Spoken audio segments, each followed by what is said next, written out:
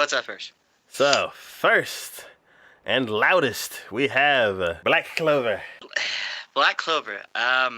Yeah. This is like a train wreck that you just can't look away from. It's just I don't. This main character just God. He just needs to tone it down. Cause like once you get past his, I want to scream and shout and yell about every little thing that I'm doing constantly, you actually have a good show. Mm-hmm. This is a really good shonen show, and I can see it going the distance and really getting a lot of episodes and everything. And I'm really intrigued. The characters, besides the main character, are really interesting. They have introduced the Wizard King at this point in the series, and he's just awesome in all the right ways. Mm-hmm. Because he reminds me of the old dude from Fairy Tale, the main. You've never seen it, okay? But he reminds me of him because he can be serious, but for the most part, completely not. Okay. He gets yelled at by his helper all the time that he needs to be doing his job, but instead he's off gallivanting and doing whatever he feels like strikes his fancy at that moment in time.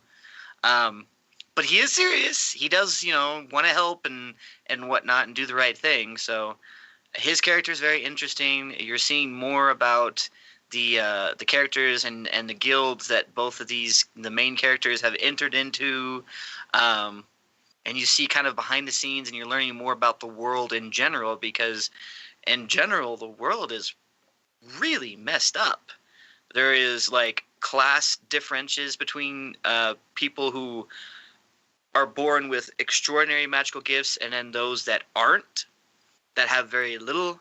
And there's like a hierarchy, and people can only live depending upon how much magic they hold in certain areas, and they're considered useless if they don't. And it's really interesting, really cool. I'm enjoying all the different magics that I'm seeing at this point.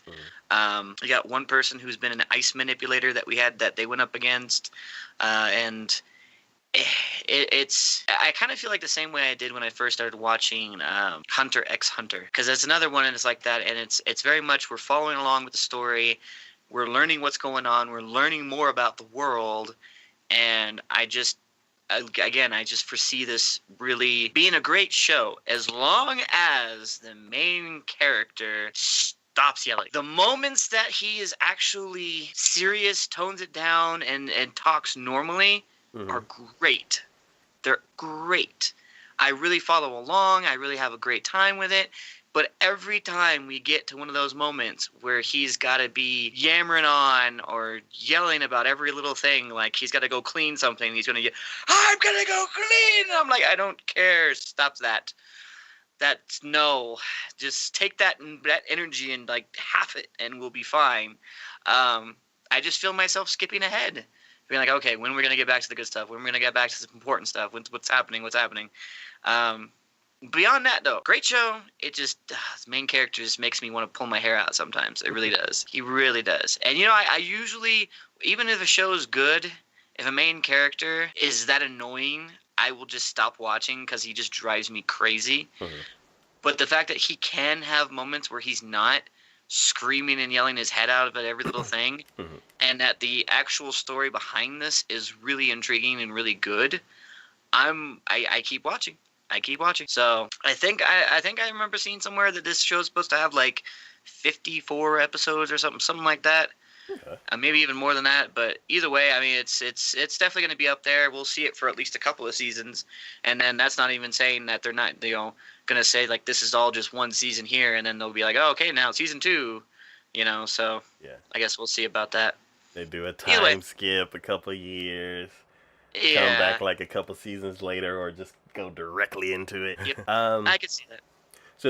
So I've only seen episode 1, or maybe 2 or 3. No, I've only seen episode 1. Like they got to the castle. Is that the castle? I think that was at least episode 2, maybe 3. Okay. So yeah, I've seen right when they walked up to the castle, and then that was Yeah. At this point in the series, I'm now to where they've each have their own guilds that they're in, and each of them have now gone on their first mission. Okay, so there's not really like a big bad guy that they're all going against. There's hints of a main focus group. Okay. But nothing has come out to like be exact. Okay. So cool. Whenever I get some free time, I will catch up on that one because it does seem interesting. As far as shonens go, like that show seems kind of interesting. Well, I mean, and with his abilities and the fact that everyone sees him as having no power, and then he'll draw out this giant sword from a book and just decimate people left and right. I want to know more about that. I want to know more about the world. I want to know more about how things are operating and everything, and see if he actually can get his dream into fruition of becoming the Wizard King, even though he has zero magical power, or at least that's what everyone says. So. Cool. All right. Well, we shall see this show a couple more seasons. You're following this kid around who now has a magic book and is learning how to essentially be a magus. I was entirely with it. Like, all the deaths, all the how everyone had met their end, even in those like were